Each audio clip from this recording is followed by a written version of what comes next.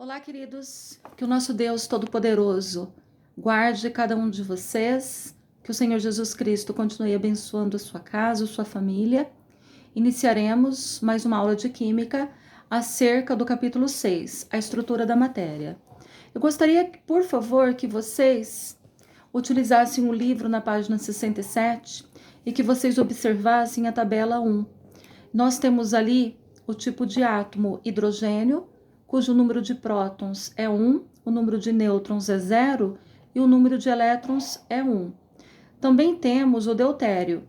O número de prótons é 1, o número de nêutrons é 1 e o número de elétrons é 1. E analisaremos o trítio. O número de prótons 1, número de nêutrons 2, número de elétrons 3. Na tabela 2 do livro de Química, nós temos o carbono. O número de prótons é 6, número de nêutrons 6, número de elétrons 6. Abaixo também temos o carbono, cujo número de prótons é 6, número de nêutrons 6 e o número de elétrons 6. Também temos o oxigênio, cujo número de prótons é 8, número de nêutrons 8 e número de elétrons 8. Temos também 8 prótons para o oxigênio, 9 nêutrons para o oxigênio e 8 elétrons para o oxigênio. Percebam então que nós temos átomos representados na tabela apresentando uma maior carga elétrica e notemos que o número de prótons ele é igual ao número de elétrons. E sempre que o número de prótons e elétrons for igual, nós dizemos que o átomo ele é neutro. Então, meus queridos, observemos que os átomos de carbono, eles apresentam o mesmo número de nêutrons, que no caso é 8, que dos átomos do oxigênio. Quando o elemento químico diferente, eles têm o mesmo número de nêutrons, nós dizemos que esses átomos, eles são isótonos. Os átomos, eles podem se diferenciar pelo número de prótons, nêutrons e elétrons que eles têm. E não há como identificarmos um átomo pelo número de nêutrons, pois é possível que átomos que com o mesmo nome apresentem números de nêutrons diferentes. Então eu direi que para identificar o átomo, o nome do átomo, é preciso nós conhecermos o número de prótons que ele contém. E chamaremos então de número atômico, representado pela letra Z. Bem, atualmente são conhecidos um pouco mais de 100 elementos químicos. Desses, meus queridos, 92 são elementos químicos naturais. Então, eu direi que a soma total de prótons e nêutrons do átomo de um elemento químico corresponde ao seu número de massa, e ele será representado pela letra A. Átomos que apresentam o mesmo número atômico, mas diferem números de massa, recebem o nome de isótopos. Aqueles que têm diferentes números atômicos, isto é, elementos químicos diferentes, mas o mesmo número de massa, nós chamamos eles de isóbaros. Então, o que são isótopos? Isótopos são átomos que apresentam o mesmo número atômico, mas número de massas diferentes. Como que é possível nós identificarmos os átomos? O átomo ele pode ser identificado por meio de um número atômico, que é Z, que corresponde ao número de prótons que ele representa. Por exemplo, o oxigênio tem 8 prótons, o carbono tem 6 prótons. A classificação dos elementos químicos. Nós temos os metais, que são os bons condutores de eletricidade, de calor. Eles apresentam um brilho característico e eles podem facilmente ser transformados em fios, portanto, eles podem ser dúcteis, ou transformados também em chapas, portanto, eles podem ser maleáveis, com exceção do mercúrio, que é líquido, que em condições ambientais, os metais encontrados normalmente estão no estado sólido.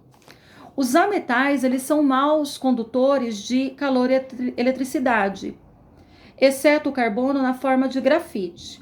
Eles não apresentam brilho metálico, eles não são dúcteis e não são nem tanto maleáveis. Em condições ambientais, nós podemos encontrar eles no estado sólido, líquido e gasoso. O hidrogênio é o elemento mais abundante do universo e o terceiro mais presente em nosso planeta. Ele apresenta características diferentes de todos os demais grupos. E sozinho ele é classificado como um grupo especial. Já os gases nobres, conforme vocês já viram algumas letras e figuras luminosas formadas por finos tubos de vidros na cor branca. No interior desses tubos existem pequenas quantidades de certos gases que emitem luz quando são percorridos por uma corrente elétrica. Esses gases são caracterizados pela baixa capacidade de se unirem uns com os outros, por isso são chamados de gases nobres. Um exemplo é o gás neônio, que dá origem à luz vermelha e brilhante. Queridos, o radônio é um elemento químico cujo número atômico Z igual é 86. Com base nessa informação, é possível dizermos alguma informação acerca da distribuição dos elétrons dele. Ele é um gás raro e apresenta baixa capacidade de se unir com outros gases. O chumbo, por exemplo, ele é um metal e ele apresenta características próprias de metais, conforme eu já havia relatado. Duas características do ferro que justifiquem, por exemplo, a classificação dele como metal. O ferro ele é um bom condutor de eletricidade e calor, ele é dúctil e ele é bastante maleável.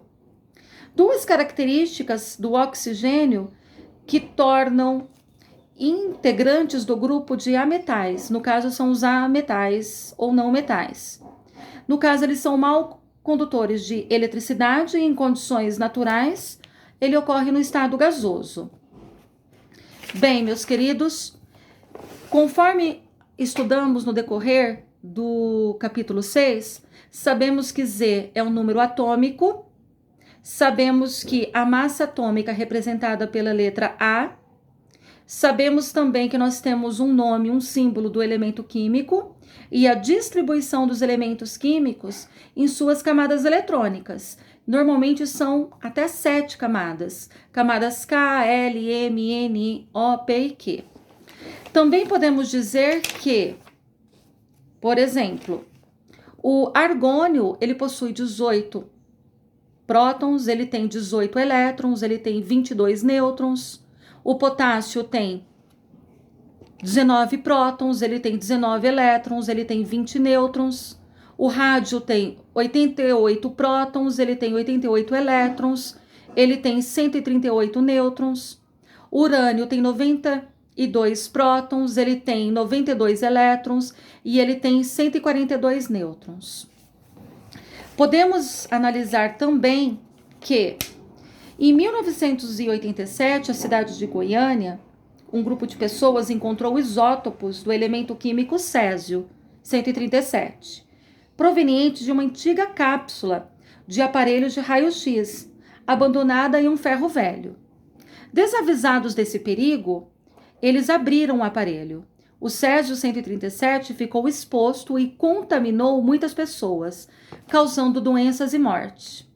E a questão é, de que forma esse acidente está relacionado ao tema da educação ambiental, saúde e lixo radioativo? Queridos, a questão aqui é de uma conscientização a partir da problematização da poluição ambiental. A irresponsabilidade associada ao desenvolvimento causou esse lamentável acidente. É necessário que todos tenhamos acesso à educação ambiental, pois ela promove melhorias na saúde e ensina como devemos lidar com o lixo radioativo. Bem, podemos também analisar da seguinte maneira. Na química analisada neste bimestre, estudada neste bimestre, eu posso dizer também que nós temos, um modelo. Esse modelo que foi analisado, disponibilizado no livro didático, ele nos diz o seguinte, por favor, aqui. As substâncias iônicas, tá? Tomemos como exemplo o NaCl, que é o cloreto de sódio, e o CaCl2, que é o cloreto de cálcio, o fluoreto de potássio, que é o KF. Eles são formados por cátions e ânions, que se atraem mutuamente, constituindo ligações iônicas. As substâncias elas podem ser moleculares, como, por exemplo, a sacarose, C12H22O11, a água, H2O, o cloro, Cl2, o enxofre e etc. Então, o que eu posso dizer aqui? Ao contrário das substâncias iônicas, que geralmente são sólidas à temperatura ambiente, as substâncias moleculares podem ser encontradas no estado sólido, líquido e gasoso, a uma temperatura ambiente padrão de 25 graus Celsius. Já as substâncias metálicas são exemplos dela: o ouro, o ferro, o cobre, o mercúrio. Nas substâncias metálicas, os átomos se mantêm unidos por meio de ligações metálicas. As substâncias metálicas têm boa condutibilidade elétrica nos estados sólidos e líquidos. Com exceção do mercúrio, que é líquido, os metais são sólidos à temperatura ambiente, padrão de 25 graus Celsius. Queridos, eu finalizo aqui o capítulo 6 do livro didático, do livro de Química. Eu agradeço a participação de vocês e dúvidas estou à disposição para auxiliá-los. Que o nosso Senhor os proteja e os guarde. Fiquem com a bênção do Senhor Jesus. Que assim seja. Amém.